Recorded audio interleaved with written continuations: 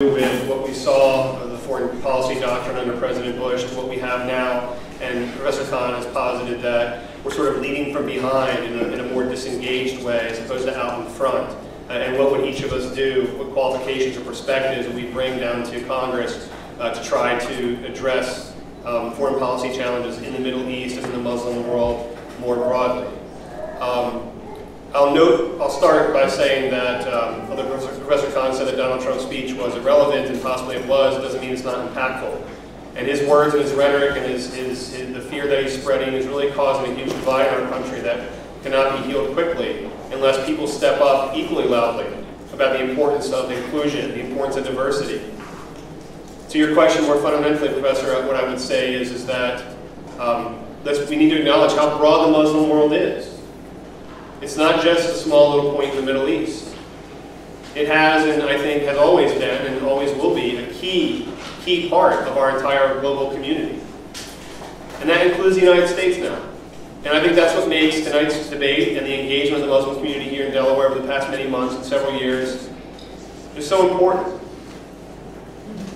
And it has to continue in that direction so that people's conception of Muslim issues is not something different from America. And I think that is at the heart, and I've been honored the past several years to work closely with the community, whether it's having a resolution in Dover that acknowledges the Eid festivals and their importance, whether it's attending iftar dinners, whether it's grieving the loss of one of the brightest stars of the community falling. Making it very clear down in Congress to my colleagues that Muslims are Americans, that they have tremendous contributions to our shared community, and that on that basis alone, if we embrace that, if we promote that, we have already won over those who want to seek a different framing in our world.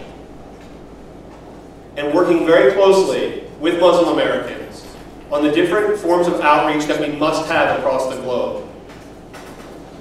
There's not just one perspective that governs all countries that are considered Muslim countries. There's a lot of diversity, a lot of internal challenges, a lot of different approaches we have to take in different regions around the world. I look forward to doing what we have not seen, I think, enough of in our Congress, certainly in recent years, when the word Muslim was meant to be derogatory.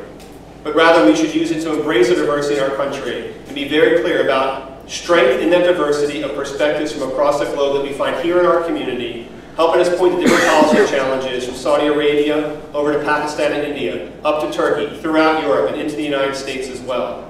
That perspective, it's not one that I have, or probably I think that any of us have. It's the perspective of the shared community that can help us do much better in messaging the importance of Muslim Americans to our country and ultimately to our world.